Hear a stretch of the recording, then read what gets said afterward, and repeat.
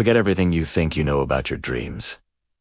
Today, we're diving deep into a revolutionary concept that could change how you see yourself forever. We're talking about the anima and animus, two powerful, archetypal forces that appear in your sleep, not to confuse you, but to guide you toward becoming a more whole, integrated person. Understanding these dream figures can transform your self-perception, your relationships, and your entire path forward. I used to dismiss my dreams as just random brain noise, until a recurring figure started showing up and completely changed my life.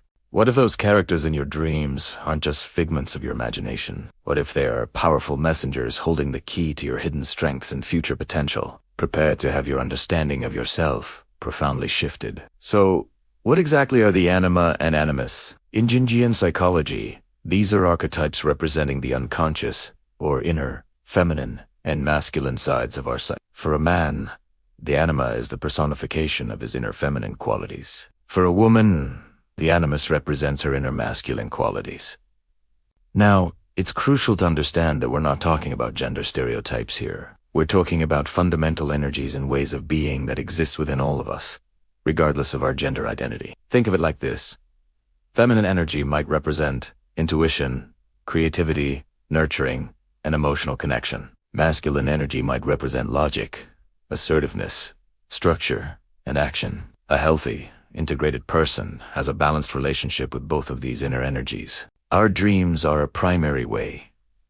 Our unconscious communicates with us, and the anima and animus often show up as prominent figures to help us achieve this balance. They are guides, pointing out what we need to develop within ourselves. Let's start with the anima, the inner feminine figure in a man's psyche. In dreams, she can appear in many forms, from a mysterious, alluring stranger to a wise old woman, a nurturing mother figure, or even a playful young girl. The form she takes often reflects the man's current relationship with his own feminine side. If his anima appears as a vague, distant, or even hostile figure, it might suggest he's disconnected from his emotions, his intuition, or his capacity for deep relationship. He might be overly logical, rigid, or struggle with vulnerability. A dream where he is chasing a beautiful but unattainable woman could symbolize his yearning for a connection to his own soul and creativity, a part of himself that feels just out of reach. On the other hand, if the anima appears as a helpful guide, a loving partner,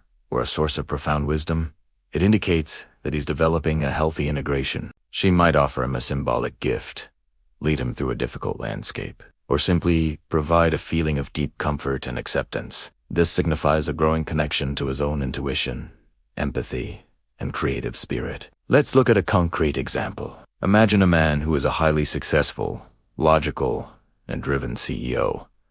He's great at his job, but feels a sense of emptiness and disconnection from his family. He might have a recurring dream where he is lost in a sterile modern building and a woman he doesn't know. Maybe a gentle artist or a kind-faced librarian appears and shows him a hidden door that leads to a beautiful lush garden. In these dreams, the sterile building represents his current lifeful structure and no soul. The woman is his anima, appearing to guide him.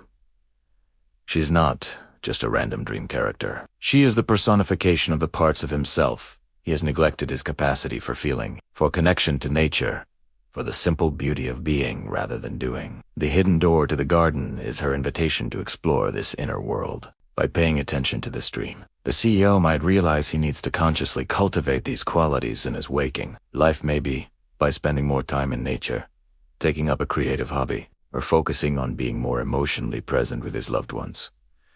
The anima is showing him the path to wholeness. Now, let's turn to the animus, the inner masculine figure in a woman's psyche. Just like the anima, the animus can appear in a multitude of forms. He might be a powerful authority figure like a king or a judge, a romantic hero, a group of men, an intellectual guide, or even a threatening aggressor. The state of a woman's animus in her dreams reveals her relationship with her own masculine inner to her logic, assertiveness, courage, and ability to turn thoughts into action. If the animus appears as a critical, domineering, or hostile figure, it might suggest that her inner masculine is underdeveloped or is turned negative. This can manifest in waking life as harsh self-criticism, rigid opinions, or a tendency to argue for the sake of arguing. A dream of being chased or attacked by a menacing man could symbolize an overwhelming inner critic or a fear of her own power and assertiveness. Conversely, when the animus appears as a supportive,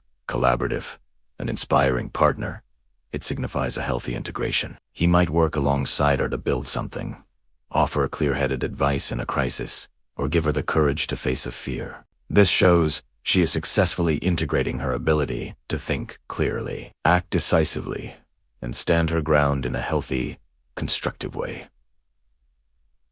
Let's consider an example for the animus. A woman who struggles with self-doubt and has trouble speaking up for herself at work might dream that she is trying to give a presentation, but a group of men in the audience are heckling her and laughing. This group of men is a collective animus, representing her internalized negative beliefs about her own competence and authority. It's her own inner critic projected onto these dream figures.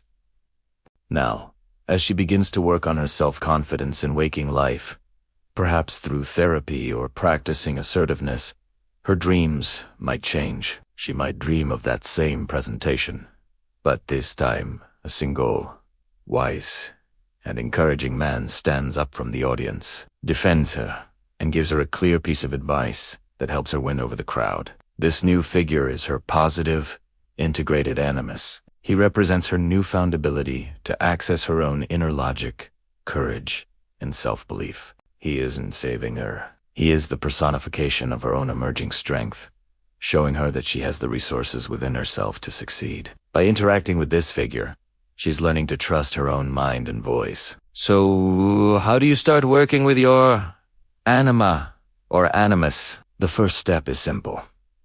Pay attention to your dreams. Keep a dream journal by your bed and write down everything you remember as soon as you wake up. Don't worry about interpretation at first. Just record the details. Who were the significant characters, especially those of the opposite gender who seemed to carry a certain energy or importance?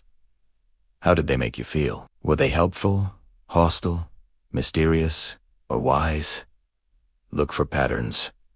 Is there a recurring figure? Does their appearance and behavior change over time? Once you've identified a potential anima or animus figure, ask yourself what they might represent. What qualities do they embody that you might be lacking or need to develop in your own life? If a dream figure is frightening or negative, it's not a monster to be feared, but a messenger from your unconscious pointing to a wounded or neglected part of yourself that needs healing and attention. If the figure is positive and inspiring, it's a sign of your own potential, an aspect of yourself that is ready to be brought into the light. This process of engaging with these inner figures is what Jung called active imagination.